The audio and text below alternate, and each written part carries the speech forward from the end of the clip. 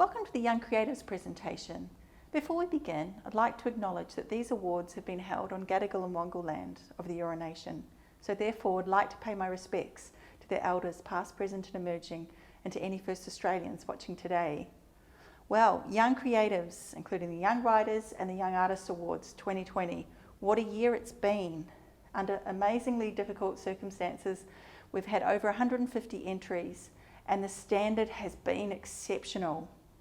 It's been very local awards this year with 3 of the judges out of 4 living in the Inner West.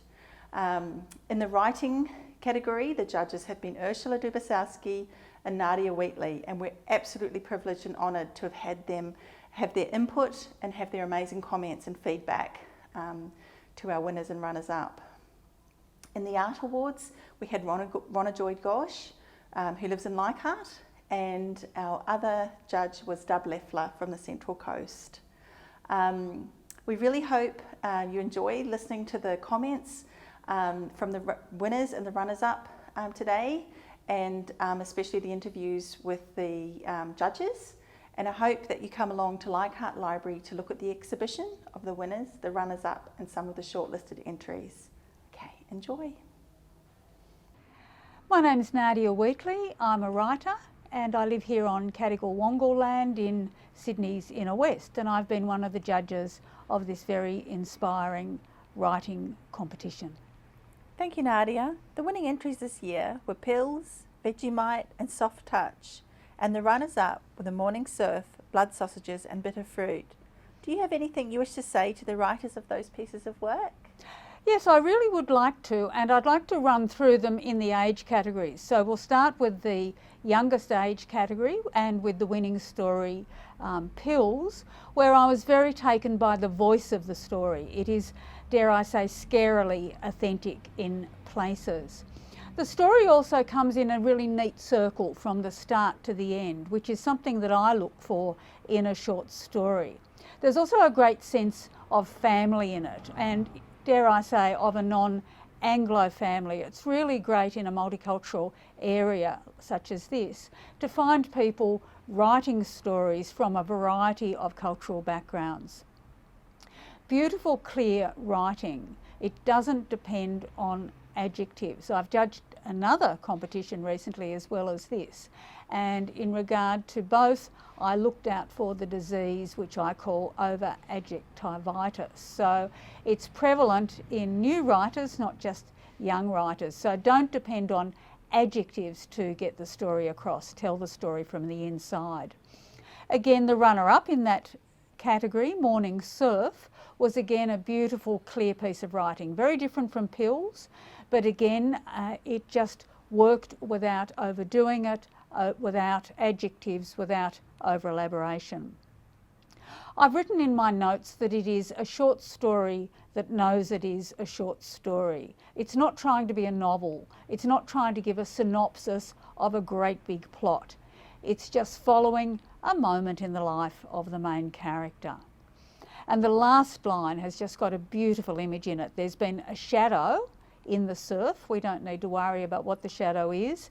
And the writer has said that the shadow sulked back to the depths of the ocean. That's just such a fantastic verb for that shadow. So Morning Surf, a wonderful runner-up.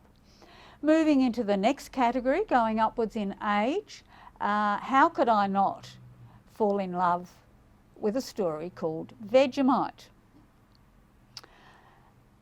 The Vegemite of the title is woven into the beginning and the end of the story. So again, we have a beautiful circular shape, which is a great shape for a short story.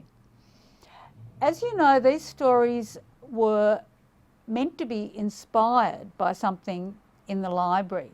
And this one says, or the writer of this one says, she or he was inspired by the theme of alienation in T.S. Eliot's Wasteland.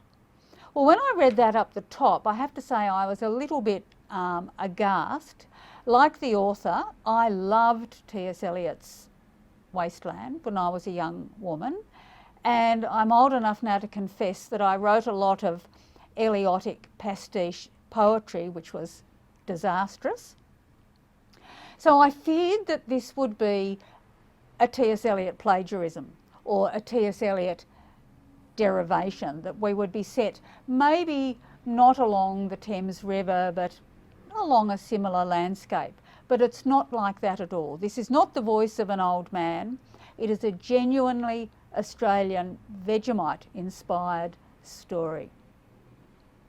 I love in this story the inner west place. I always tell people that my stories are inspired by place, and because I've lived in the inner west for a lot of my adult life, I've written at least 4 or 5 books, novels and short stories that are set in this place. So I just get an extra buzz when I read in a story a reference to the big brick buildings across Illawarra Road. It doesn't mean that you shouldn't write stories set in an imaginary landscape or on the moon or in London, but it's just so great to find our place celebrated in these stories. And finally, about Vegemite, I love the fact that there's no sense of entitlement to this family or to this narrator. It's just such an authentic inner west story. The runner-up in this section also has a fabulous title, Blood Sausages, and a fabulous subtitle showing its inspiration, A Manual for Adolescent Girls, and girls spelt G-U-R-L-Z. So we get an idea maybe of the feminist politics of this story from that spelling. It's funny, it's authentic, and yes, it is a feminist story, and we don't get enough strong stories from a young female point of view. I find a lot of female women writers actually cast their stories from a male point of view, and it might be that we can trust girls to read stories about boys, but boys don't necessarily read stories about girls. But it's just so great to be inside a strong young woman. And again, a fabulous last line, which I will read out. The next day I stopped menstruating and got on the 460 bus. It just has to be one of the best lines in English literature, Australian literature. Okay. We will move into the oldest age group, which is 19 to 24. And in this inner west demographic, I would expect that the entrants may be enrolled in a creative writing course at a tertiary institution. So I expect the level to be very high, and indeed the level of the winner and runner-up, and indeed a lot of the close shortlist was very high. This story, Soft Touch, is clever, complex, and it challenges the reader. On first reading, it was good. On second reading, it was brilliant. It is a mix of non-fiction and fiction, but it's done so cleverly, the way the writer brings in factual information to create what is effectively a fictional story and a depiction of a relationship between a young woman and her mother. The love in this relationship really stands out, but also the DNA being passed on. Again, a beautiful ending. And so we come to, and it's almost requires the cliche last but not least, because this story is not least at all. It's fantastic. Bitter Fruit. It's so dark and so haunting, and whether the writer intended this or not, the title makes me think of the Billie Holiday song Strange Fruit. Of all the entries, maybe, apart from perhaps the T.S. Eliot alienation one, this clearly spelled out its inspiration. And for me that was a plus, because that was part of the benchmark, that was part of the requirement for this competition. Beautiful clear writing. I just jotted down the arms. This is a description of a punch-up, which I would find very hard to write because I've never actually been in one. But the writer has written, the arms do butcher's work. And we get through that a sense of the blood a sense of the violence, but it's done so subtly. Laughter, drought, dry. Again, beautiful, evocative language. And what I loved in particular here was the laconic Australian voices. The dialogue was just so authentic. So all in all, the 6 stories that between them were the winners and the runners up are just sensational stories. They are worth publication in any standard, not just in a young creatives competition. Thank you, Nadia. That's really wonderful. Can you just tell us before you go, what do you look for in a great story? Okay, what I'm looking for in a competition such as this, which is for a short piece of writing, and we're talking initially about short stories, is what I call a short story that knows it's a short story. And I alluded to this, I think, with the first of my judges' comments. Many short stories, even short stories written by some professional writers, are synopses of novels. They are just shortened version of a Tolstoyan saga or life. Whereas a short story needs just to be a window into a life. It just needs to be a moment. A short story, and I'm picking my words very carefully here, a short story is, in my opinion, the second most difficult prose genre to bring off. The most difficult is not the novel, and indeed there's a famous story given to the writer E.M. Forster, but it's possibly an imaginary story. But supposedly Forster went off to live in the country by himself once, saying he was going to write a short story. And when he came back after 6 months, his friend said, "How did the short story go?" And Forster said, "I didn't have time to write a short story, so I wrote a novel." And to me, that story, whether true or not, really sums up what I'm trying to get to, that a short story is not second to a novel, it's not a short way to reach an end. So it's a window into a life.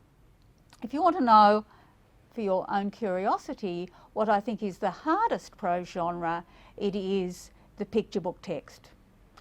And we are very lucky in this inner west region to have 3 fantastic writers of picture books: Ursula Dubosarski, my fellow judge, Margaret Wilde and Libby Gleeson. But really to bring off a picture book text is even harder in some circumstances than writing a poem. So those are my feelings about the genres of short story, novel and another prose genre. Thank you so much, Nadia. We feel absolutely privileged to have you as one of our judges this year.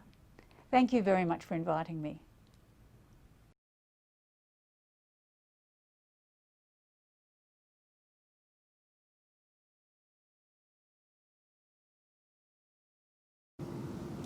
Hello, my name is Kiet Fan. I'm 15 years old and I go to Tempe High School.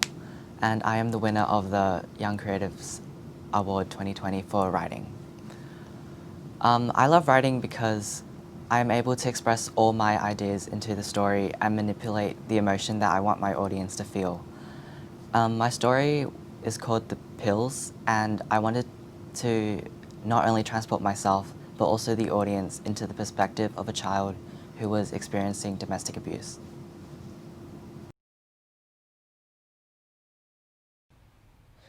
Hi, my name's Samuel Eastwood and I'm 13 years old and I was the runner-up for the Writing Awards in 2020. I go to Trinity Grammar School in New South Wales and my piece was called The Morning Surf. I like writing because it's a good way to express yourself and you can channel all of your creative ideas onto paper. The Morning Surf was inspired by a beach on the south coast, and I love it very much, and I wish that I could go there more often, but we only get down there in the holidays. So I was writing from the perspective of someone who is often at the beach and what I would feel like if I was them.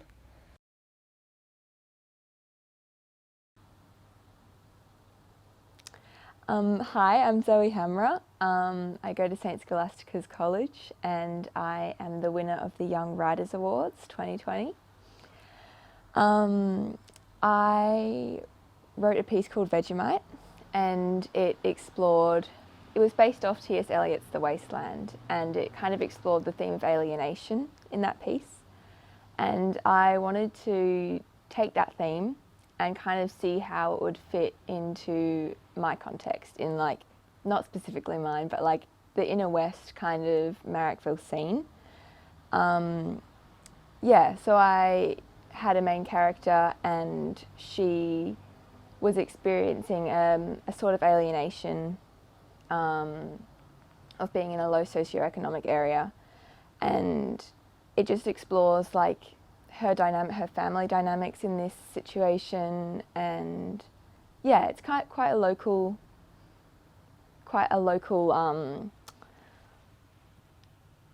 exploration of alienation that I found in T.S. Eliot. So, yeah. And what do you like about writing? What do I like about writing? Well, this piece, we were studying T.S. Eliot in school, and so I really enjoyed that. I really enjoyed all the like themes and all the techniques that Eliot uses. And so I wanted to explore his work a bit further. And so that's why I wrote the piece, because I find that creative writing gives me a way to like figure out all the like analytical stuff that we need to write about for school. So I can kind of sort out my ideas through creative writing and yeah, give it a way for my brain to like figure out all of the themes, all that kind of thing. Yeah, just a helpful expression.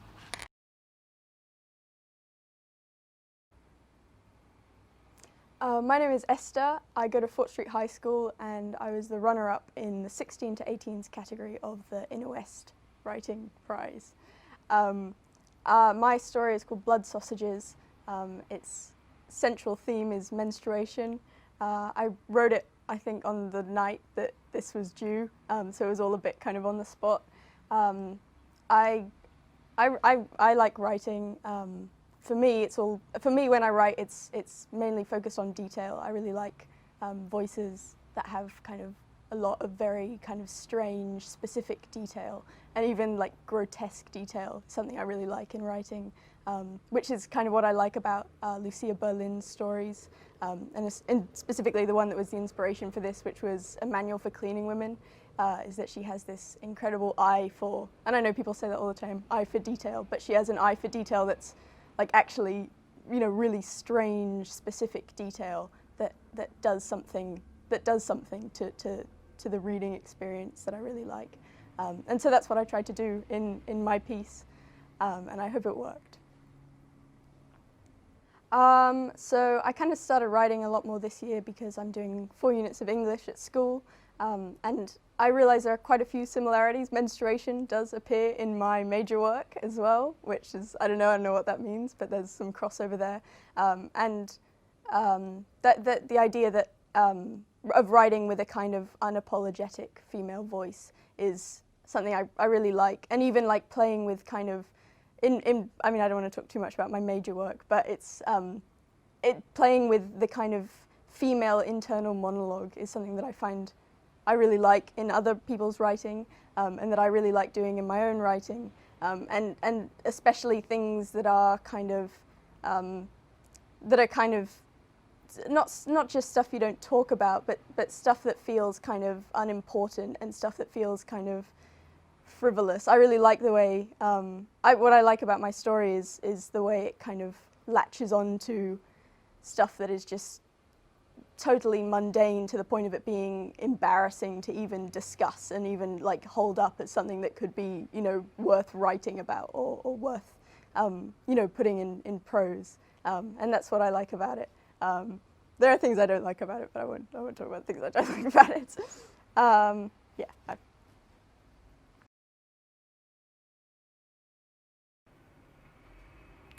Hi, my name's Lily Cameron. I'm 23. I live in Newtown. I'm the winner of the 19 to 24 age bracket of the Young Writers Award. I won for my piece Soft Touch. So I developed that piece essay when I was studying at uni. I was doing a Bachelor of Communications majoring in creative writing, which I've since graduated from. So my piece it was inspired by my mother, who kind of had this immense love for hands. And I kind of found that through no real intention, I kind of began being obsessed with hands also. I have tattoos of hands, I have jewellery of hands, art in my house. It just kind of took over my life. And when I was reading a book by Maggie Nelson called Bluets, there's a part in that book where she says, we don't get to choose what we love.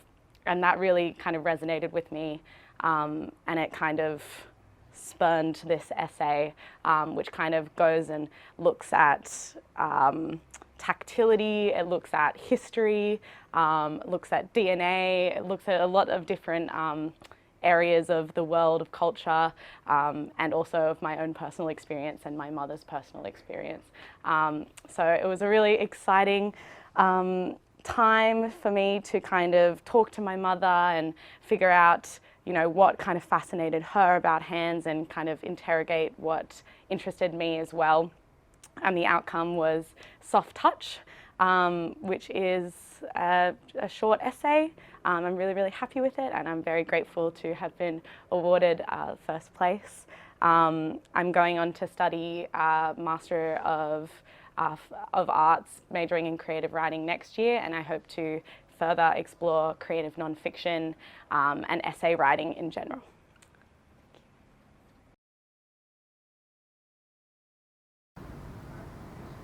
Hi, I'm Rinjani Sungkung. I'm 21. I'm the author of Bitter Fruit, which was the runner-up for the Young Writer Awards 2020.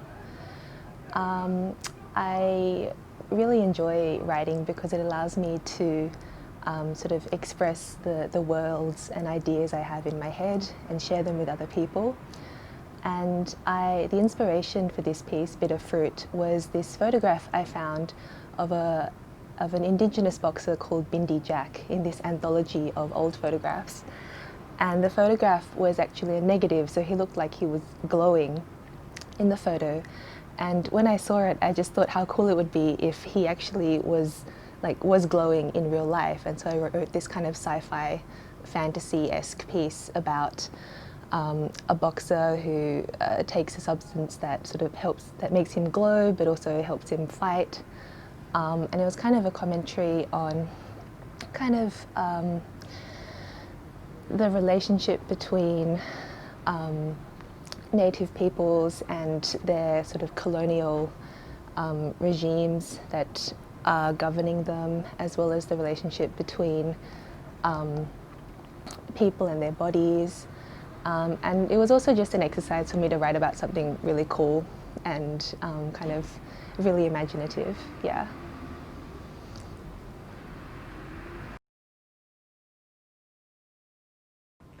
Hello, I'm Ursula Dubasarski, and I'm a children's writer. I'm also the Australian Children's Laureate, and this year I was fortunate enough to be the judge of the Young Creatives Award in the writing section for 2020 for the Inner West Council. Thank you, Ursula. Can you tell me about your experience of judging the Young Writers Award and your overall impression of the works this year? Well, I think the standard of the works was extremely high. So in that sense, it was both enormously pleasurable to read such interesting, experimental and creative writing. But of course, that also made the judging very difficult because it wasn't, you know, it was very difficult to make a winner and a runner-up out of such excellent entries. So it was one of those experiences where, you know, I was constantly being surprised by the excellence of the writing. So I think everyone should be congratulated who was shortlisted. Thank you. And what do you look for in a great story? I suppose what I tend to look for is that sense of an individual voice speaking to me.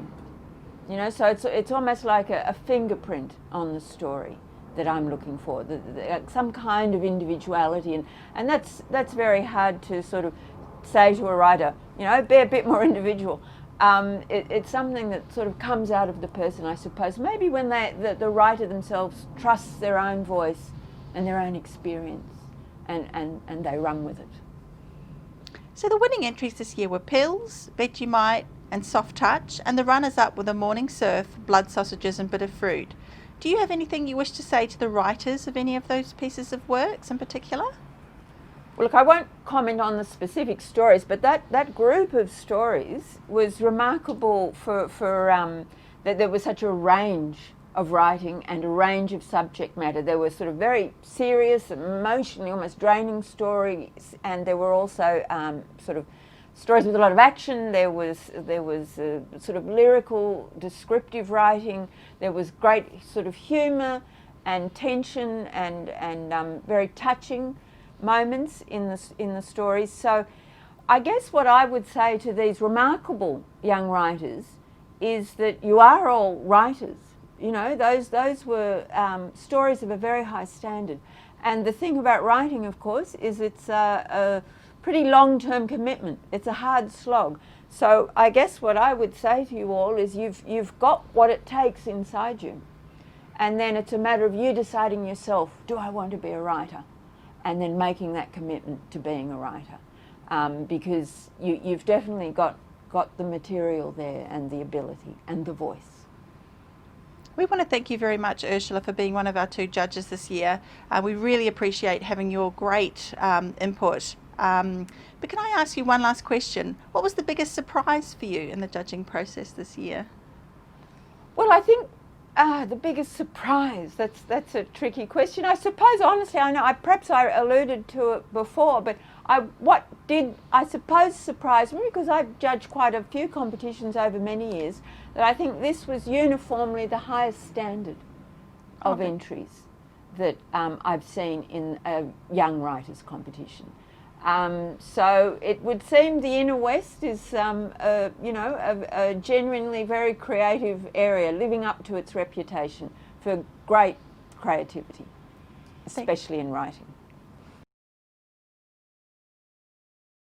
Hi, my name is Dub Leffler, and I am an author and illustrator.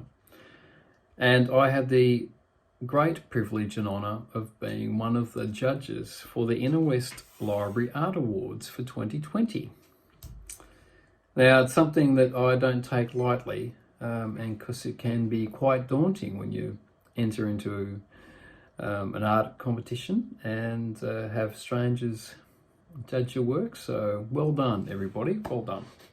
I have to say that I was impressed by the extent of different art styles this year, and I had lots of fun seeing all your artworks. So congratulations to all the winners this year. Well done. Starting with the 12 to 15 years category, which goes to Around the Corner by Mr. Oliver Whitehouse. Well done, Oliver. Great job. And in the 16 to 18 years category, The Cook's River by Miss Mia Economou. Well done, Mia. And finally, in the 19 to 24 years category, Blueprint in the ... by Mr. Augustine Flett. So well done, Augustine. Now, special mention goes to Miss Suwana Long for her artwork Ashitaka's and the Kadamas. That was my personal favourite. So well done, Suwana. Also, Logan Hyunwoo-nam, I hope I'm pronouncing your name correctly, Logan, for your artwork Wonder. Well done. Very nice. And lastly, Miss Frisia Laris for her artwork Princess Mononoke. Great stuff. So once again, thank you to everybody that entered this year. Also, special shout out to Sharon McIlwee from Inner West Library. Thanks, Sharon, for giving me the opportunity this year. I had lots of fun. Keep up the great work, everybody. See ya.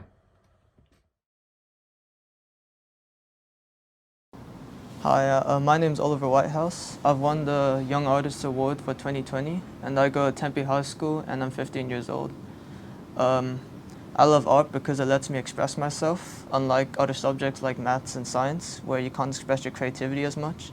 And the piece I created for this award was called Around the Corner, and it's based on the theme we studied last term in visual arts, called Memento Mori, which is Latin for remember death.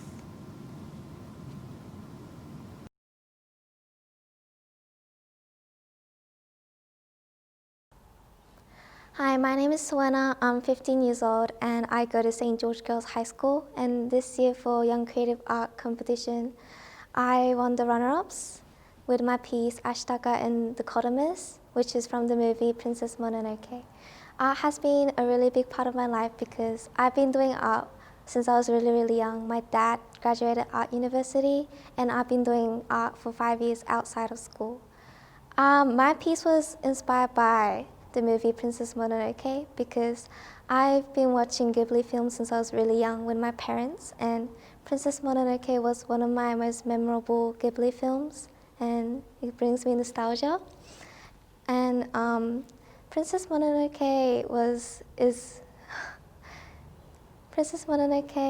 is about a boy named Ashitaka going to the forest to fight off his illness, that he was cursed by a spirit from the forest. And I enjoy Ghibli films because I like the usage of the colors and their style. And that's it.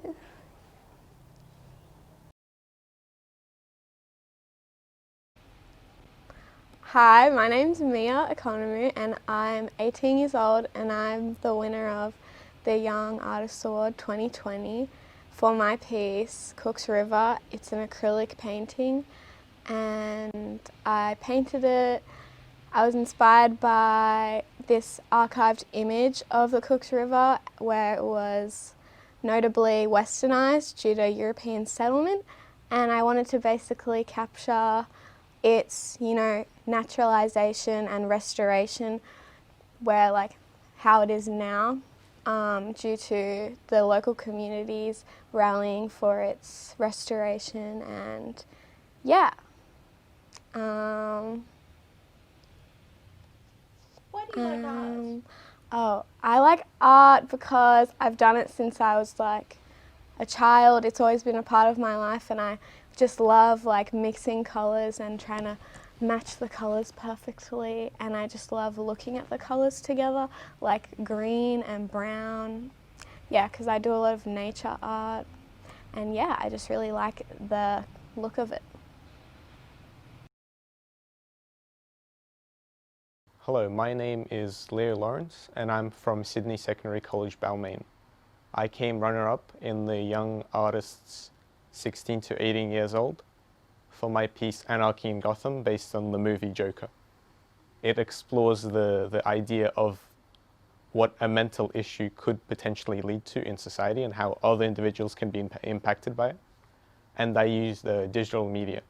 So basically what I did is I drew it all in Photoshop and I used references for the Joker's face and things. I used the Wacom Intuos tablet, and to achieve a traditional-esque effect, I picked a wide range of brushes, since they have all these different textures, which make it seem more authentic, I guess. And why do you like art, Leo? Well, I like art because you can express a lot with just a single image.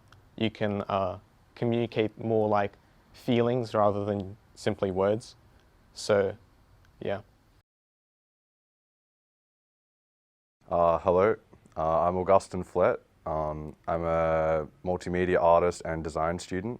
I'm the winner of the 2020 Young Creatives Award. So why do I do art? Art is pretty much my life at this point. I want to be a creative for the rest of my life. I want to be probably a freelance artist or work in the creative industry. To be quite honest, the reason I like art is because it's something that's mine, and it doesn't only give purpose and meaning and something to do, but for me it's a very holistic thing that can't be taken away from me in any form. My art is purely mine. There is no structures or systems in place that can take that from me or manipulate it. And I like that freedom, the control of it, I guess. And I like having something to show for myself in a way as well. It's a complete representation of my identity and who I am. So for me, art is definitely like a bigger picture kind of thing. So my actual artwork, the artwork I made was called Blueprint to the, and the reason I left that name open-ended is because I do this in a lot of my work, but I want to be speaking again to a bigger picture. So even though I'm taking very, minute and specific locations and materials and practices, I feel like I want things to be translated and to be open-ended to a wide category of things. And so Blueprint to the could imply any library or any place or any structure. And so specifically as well, it forces you to look a little bit deeper as well. So for example, a lot of the graphic assets that were layered on top of the deconstructed photos, which I'll get into, so those little bits of white and grunge, those have been taken from actual books, library books from the library. And so when in the title Blueprint to the, which is actually taken from a number of titles from a book which I chopped and spliced together, it forces you to consider blueprint to the what. You need to then go and look for it. And if you do pay attention, you'll see in the bottom right of the piece, there is there's a small, slightly grunge, distorted, and it's actually a stamp. And that stamp has been taken from the library because, when I think about library books and a library, how do they get their identity? Well, to me, the way they get their identity is through those little stamps they put on the books, because every single book has one of those stamps that has been customized to the library. So it'll say, Magfield Library, whatever, with further information on it. And so to me, that was like how I could take a graphic asset and make it specific to the library. So if you then go and look for that, you'll see it's Blueprint to the Magfield Library. And also for me, it's like, I'm really interested in symbols and systems, I guess, as well. So to me, like a stamp like that is a symbol in itself. It's like a logo, a kind of an authority in a way, because when you have a stamp or a barcode or anything that has like an industrial backing to it, it kind of gives it a sense of authority because it means it's real. It means it comes from a system. It means there is people and money and jobs and, livelihood behind it. And to me, that kind of gives impact to the work in a way, because it's not just my story it's telling, it's a whole bunch of others, and that kind of plays through. Anyway, so I thought that was like an interesting little thing to do with the title. In terms of like the work in itself, when I was thinking about, what I wanted to do, it would have been too easy to just look at the library and take a photo of it. I mean, the architecture's stunning. That would have been a really easy thing to do, take a photo and then lay some typography on top. So I wanted to dig a little deeper. So I grew up in the area. So before that library there was a big abandoned hospital that was pretty much crumbling down. We had fences all around it. It was pretty much a big abandoned dead zone. So we used to jump over those fences and run around there as kids and explore. And so I guess there was like a little bit of nostalgia and a sense of childhood in there. And so it was really interesting to me that, they'd firstly they'd removed, something that was physical and personal, but then rebuilt something arguably better in a different sense. And the architecture as well is like really incredible. I believe it's heavily considered in terms of lighting and keeping old foundations from what was originally there. So there was a lot of thought that went into that, and I really wanted to do that justice. And so I was thinking about these concepts of, removing and reconstructing, and I wanted to put my own spin on it. So I took a bunch of photos one day. I just went out there and snapped everything I could find. And then I started a process of digitally reconstructing pieces in Photoshop. But the way I did it was so that I wasn't just throwing random bits and collaging them up on top of each other to make some, abstract kind of, scenery of bits and bobs from this architecture. I wanted to actually recreate, a new space in itself from these existing spaces. So what I tried to do was, a lot of it goes by chance as well. You put a photo and cut it in a certain place and you layer it, and all of a sudden you've got, a whole new scene, and then you can kind of work from there. But the end result I had in mind, I really wanted it to look like a new space. So to look like there was a floor and a wall and, you know, pillars holding it up. And like, even though it's so abstract, at first glance, it does look like, you know, a full structure. But then the closer you pay attention, you realize beams and lines and different bits of the photos really don't line up. But at first glance, they do. So it's kind of like that illusion of reconstruction. And to me, I thought that was really interesting because in a sense, it's like a blueprint to a space that doesn't exist. And I guess I get a kick out of that, you know, like imagining these like crazy utopian and dystopian like landscapes. Just like, I guess what interests me is like, you know, what's more than what's there. I guess I'm a bit of a dreamer, so I just want to see like, you know, what else can we make? Like, how far can I push the limits of like what already exists? I'm Bridget, and I've come runner-up in the Young Artist Awards for the Young Creative Awards 2020. So I'm a student. I'm about to finish my undergrad degree in architecture at UTS, so it had a really big influence on my artwork. We do a lot of study in the domestic setting, and my work was called How to Do Nothing, Domestic Habits, inspired by the book How to Do Nothing, Resisting the Attention Economy. It's a non-fiction book. It's a little bit academic-ish, but of course very approachable for everyone to read. But it's about how in a world that's super digital and we consume a lot via digital media, how each minute of our lives is monetized, and our attention spans is our new way of payment. So as a way of being liberated from kind of this capitalist cage that we find ourselves in, you can simply do nothing and enjoy the setting that you're in and be a little bit lazy, and it's feels like a bit of a release from being productive or consuming media. So that's what my art was inspired by. I did a digital kind of trace of some vignettes from my domestic life. It seems extremely relatable, especially now in this pandemic and during lockdown, and how our footprint, you know, traveling from work to study to like the gym has been shrunken into this domestic setting, so just inside your house. So I thought it was really interesting to examine those microclimates, and that's what I wanted to focus my art on. I love to draw. It's actually been a few years since I did something just for fun, really, and just something a bit creative that wasn't an assignment or something like that. So I really enjoyed trying to think about things creatively and take a moment to think critically about those little moments at home and what that means for everybody, especially when we're all so separated at the moment. I feel like it's nice to make a moment of connection and relatability when we're all trapped inside. Hello everyone, my name is Ronojoy Ghosh, and I'm one of the judges for the young artists from the Inner West Libraries, and I'm here today to announce the winners and the runner-ups, and just give a few shout-outs to the people I thought did really well. Thank you. Can you tell me about your experience of judging the young artists this year? It was really good and was really well organized. Sharon sent me all the works and gave us a rubric to judge against, which was amazing because it really showed how we scored which artists and on what basis. So there were 5 different criteria. There was creativity, there was skill, there was reference to the library, and that made it very easy for us to judge, especially for me. So I knew what I had to judge against and made scoring really well.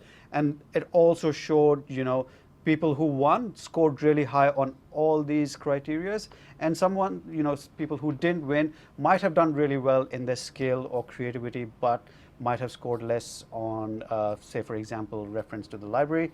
But that doesn't mean the work wasn't great. The work was really, really good. And what was your overall impression of the art this year? I was actually blown away. I was so surprised and so happy to see such different works. You know, there was design, there was art, People had used different mediums. They had used oil paints. People had used computers. I used computers for my artwork too. So it was really, really nice to see all these different mediums and people using different mediums to their strengths. And it was a really nice, surprising thing to see such great work. And what do you look for in a great artwork, personally? Personally, for me, creativity, the idea is very important, but then skill is very, very important for me. I would love to see more skill.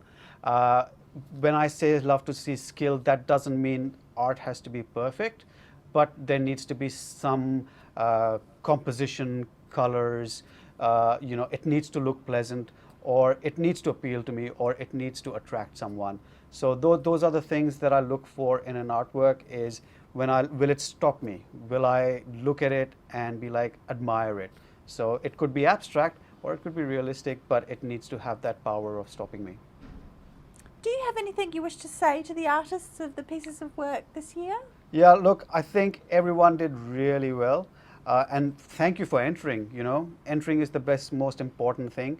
So it was really good to see all the artworks, and you need to be brave to enter your work. You need to be brave to put your work in front of other people and to judge it. So really, really well done to everyone. And even if you didn't win, it doesn't matter. Keep trying and keep entering. And what was the biggest surprise for you in the judging this year? I think the biggest surprise was, even though none of the judges knew who was judging what, the winners actually did score really well. So that was a big surprise, because my personal preference is very different to someone else's, right? But at the end of the day, the people who won scored really well, and it was really good to see that everyone could see that in the artworks, and everyone judged. Even though we were judging very differently, not knowing what we were judging, we weren't discussing it, but the winners did rise to the top. So well done to everyone. I'd like to give a special shout out to some wonderful artists. In the 12 to 15 year category, I'd like to give a shout out to Amy. Your work was beautiful, and I saw all the details, the way you did all the pages and the spheres. It was very skilled work, so I really loved it. So well done. And in the 16 to 18 year old category, I'd like to give a shout out to Lewis. Your photograph was amazing. It had really good perspectives. You captured the light beautifully. If I could buy a print, I would definitely buy it and put it in my house. So well done. And then finally, in the 19 to 24 year old category, I'd like to give a special shout out to Tilda. Your artwork was very brave, very bold, and very striking. It's very good to see artists putting themselves fully into their artwork. So well done to you. It's a very bold piece of work, and I'm really happy that you entered, and I'm really, really happy with your work. So well done.